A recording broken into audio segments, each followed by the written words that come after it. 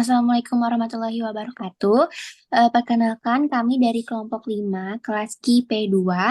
Izin memperkenalkan diri. Perkenalkan nama saya Mira Melinda dengan NIM J141023138. Kemudian di sini saya bersama teman-teman saya. Saya Haliza Nur Latifah dengan J1110-31057. Saya Rintan Pratiwi Suryanti dengan NIM J1410231009. Saya Ulfawida Indra dengan NIM J141023101.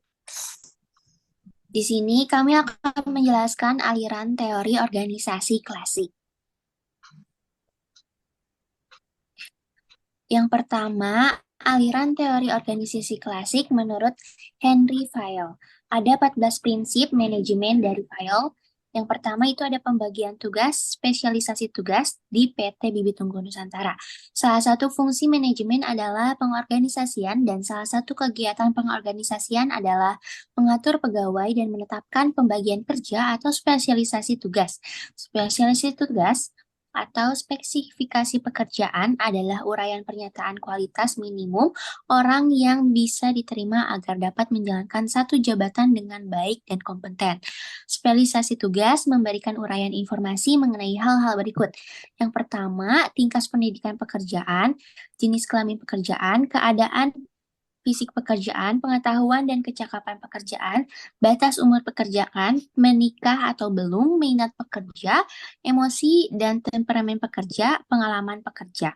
Terus, pembagian tugas ke dalam beberapa spesialisasi bidang khusus membuat tingkat akurasi yang dijalankannya menjadi lebih tinggi, dan ini juga dapat mengingatkan produktivitas pekerjaan dan bisa diserahkan kepada orang yang memang ahli di bidangnya.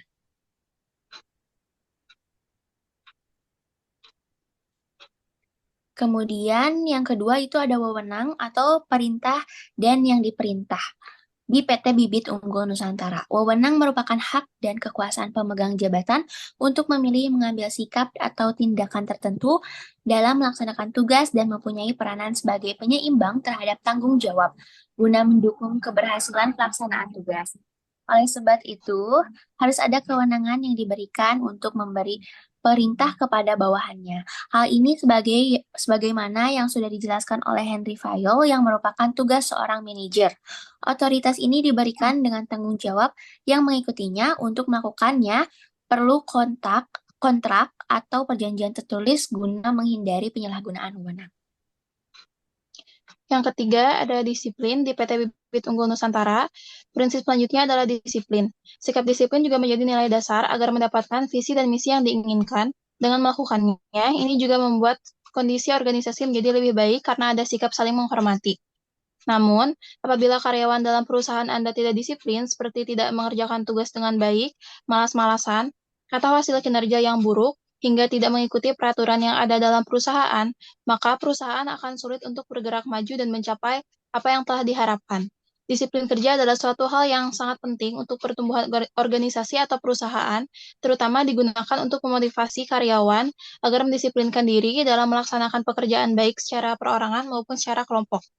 Disiplin juga bermanfaat untuk mendidik karyawan dalam mematuhi dan menyenangi peraturan, prosedur, serta kebijakan yang ada sehingga menghasilkan kinerja yang baik. Yang keempat, kesatuan komando. Instruksi hanya satu orang di PT Bibit Unggul Nusantara. Prinsip manajemen unity of command atau suatu komando adalah bahwa setiap karyawan harus menerima perintah dari satu manajer sehingga karyawan memiliki tanggung jawab kepada manajer tersebut. Jika tugas dan tanggung jawab yang dipercayakan kepada karyawan diberikan oleh lebih dari satu manajer, ini dapat menyebabkan kebingungan yang dapat menyebabkan konflik bagi karyawan. Dengan menggunakan prinsip ini, tanggung jawab agar terhindar dari kesalahan akan bisa diminimalisir. Biasanya setiap orang memiliki pendapat yang berbeda sehingga ini berpeluang menjadi konflik. Yang kelima, kesatuan dalam pengarahan. Fungsi manajemen menurut Henry Fayol pada proses pengarahan manusia, SDM, sebagai pegawai pada suatu organisasi atau perusahaan, supaya pegawai yang bersangkutan dapat menyelesaikan tugasnya secara baik. Oleh sebab itu, penting untuk membentuk tim untuk mencapai suatu tujuan dan rencana yang diinginkan organisasi. Dalam hal ini, manajer bertindak untuk memantau dan bertanggung jawab terhadap kegiatan tersebut. Yang keenam, kepentingan pribadi di bawah kepentingan umum. Untuk mengendalikan karyawan, Anda harus memahami minat mereka terlebih dahulu, dan pada akhirnya Anda harus memastikan bahwa kepentingan perusahaan berada di atas kepentingan individu. Seringkali, seseorang dikeluarkan dari perusahaan ketika dia sedang melakukan pekerjaan sampingan atau melakukan pekerjaan sampingan sendiri. Hal ini dikarenakan perusahaan ingin memastikan bahwa orang yang bekerja di perusahaan tersebut memberikan 100% miliknya kepada perusahaan. Fokus organisasi adalah pada individu yang memberikan segalanya untuk perusahaan. Kepentingan perusahaan harus ditempatkan di atas kepentingan individu. Tindakan ini yang perlu dijalankan oleh semua sektor dalam organisasi tersebut, baik itu karyawan maupun manajer. Yang ketujuh, imbalan. Kompensasi yang adil antara pekerja dan majikan di PT Bibit Unggul Nusantara.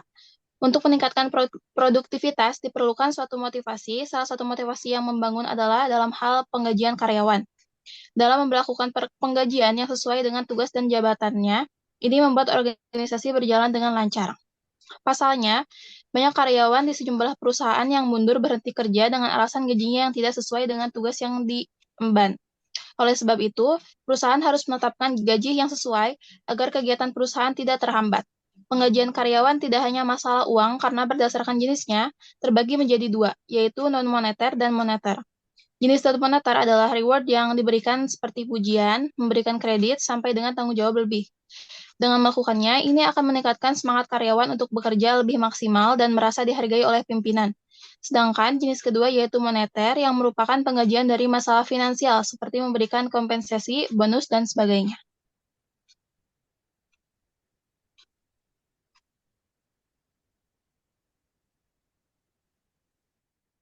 Sentralisasi mengurangi peran bawahan dalam membuat keputusan. Di PT Bibit Unggul Nusantara, dalam menjalankan manajemen dan tanggung jawab perlu dilakukan secara seimbang. Ini juga melakukan sentralisasi atau pengusahaan otoritas kepada jabatan tertinggi seperti Dewan Eksekutif.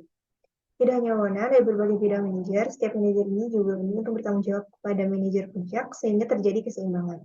Selain itu, penting juga untuk menjalankan manajemen karyawan yang disebut dengan desentralisasi. Hierarki atau tingkatan ini juga diperlukan dalam organisasi, fungsinya agar bisa mempunyai tanggung jawab dan wewenang tertentu sesuai dengan jabatan yang diemban dan spesialisasinya. Hierarki paling tinggi biasanya ditempati oleh manajemen senior. Kemudian terus ke level manajemen menengah dan ke level paling rendah yaitu staff. Prinsip ini menunjukkan bahwa perlunya batasan dan garis yang jelas di setiap bidang kewenangan. Dengan demikian, karyawan lebih mudah memahami kepada siapa mereka harus bertanggung jawab.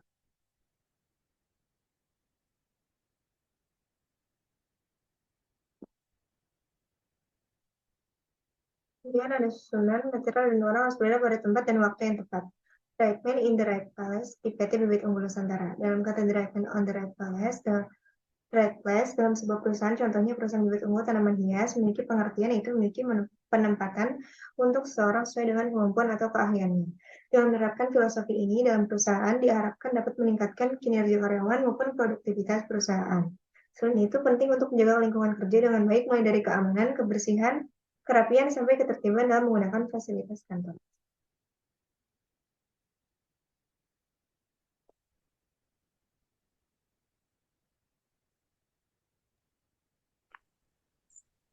Selanjutnya yaitu ada keadilan.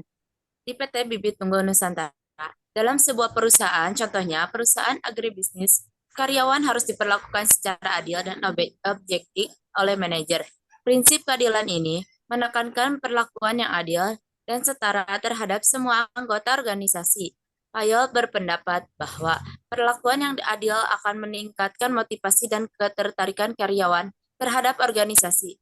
Jangan sampai terjadi kecurangan dan mengonfitulasi karyawan berlebihan karena hal ini bisa mencederai kepercayaan sampai terjadi perpecahan. Kondisi perusahaan yang tidak baik ini menyebabkan konflik internal sampai bisa mengalami kebangkrutan.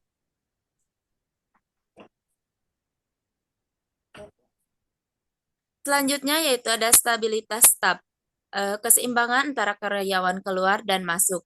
Di PT Bibit Unggul Nusantara ini, stabilitas adalah sesuatu yang harus diutamakan dalam organisasi. Penempatan karyawan yang berpengolahan juga harus seimbang. Perusahaan harus mampu memberikan pelayanan yang terbaik sesuai kondisi karyawan tersebut.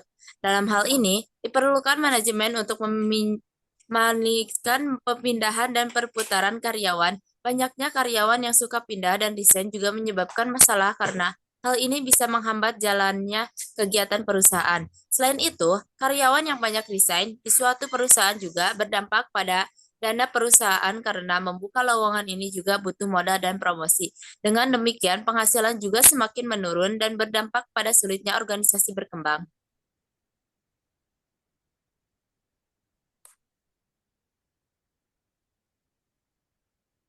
Selanjutnya ada inisiatif. Di PT Bibit Unggul Nusantara, jika melakukan sesuatu tanpa disuruh, menemukan sendiri apa yang perlu diketahuinya, dan terus maju saat keadaan menjadi sulit, serta mampu melihat dan memanfaatkan peluang yang tidak terpikirkan oleh orang lain, selalu mencari solusi dengan berbagai cara dan berorientasi hasil dari mengatasi hambatan dan kesulitan yang dihadapinya di tempat kerja. Perusahaan harus selalu berkembang dan tidak terpaku oleh aturan lama. Untuk bisa menyesuaikan dengan perkembangan zaman dibutuhkan kreativitas agar selalu menarik minat para pelanggannya. Oleh sebab itu, setiap perusahaan harus menyediakan sarana dan terbuka oleh ide kreatif dari pegawainya. Kemudian, penting juga untuk mempertimbangkan saran dan karyawan untuk memajukan perusahaan menjadi lebih baik.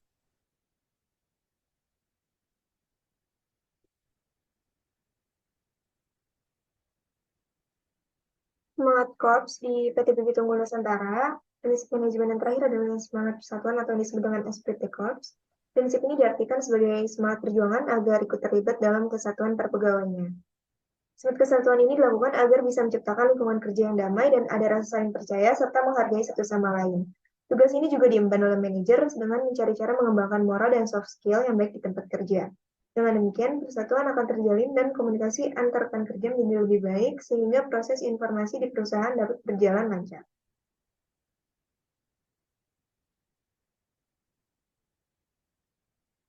Aliran teori organisasi klasik menurut Max Weber 1864-1920, birokrasi. Menurut Max Weber, birokrasi seharusnya dijalankan dalam sistem hierarki vertikal yang ketat dan komunikasi antar pekerja yang terbatas. Layaknya mesin yang memiliki suku cadang yang berbeda fungsi, maka sistem birokrasi harus dirancang berdasarkan pembagian kerja dengan spesifikasi kerjanya masing-masing. Aliran teori organisasi klasik menurut Mary Parker Follett 1898-1933. Menurut Mary Parker Follett dalam bukunya Manajemen sebagai the art of getting down through people, manajemen sebagai seni untuk mewujudkan tujuan-tujuan organisasi dengan menggunakan seni dalam memimpin untuk mempengaruhi orang lain. Follett membenarkan pendapat Henry Fayol yang mengatakan bahwa pekerja dan manajemen mempunyai kepentingan yang sama sebagai anggota organisasi yang sama. Namun, Follett juga percaya bahwa adanya perbedaan semua antara manajer dan bawahan menutupi hubungan alami ini. Follett berpendapat bahwa agar manajemen dan pekerja benar-benar dapat menjadi bagian dari suatu kelompok, pandangan tradisional harus ditinggalkan. Aliran teori organisasi klasik menurut Chester E. Barnard 1896-1961. Menurut teori Chester E. Barnard, bawahan akan menerima perintah hanya bila mereka memahami dan mampu serta berkeinginan untuk menuruti. Atasan Barnard adalah pelopor dalam penggunaan pendekatan sistem untuk pengelolaan organisasi.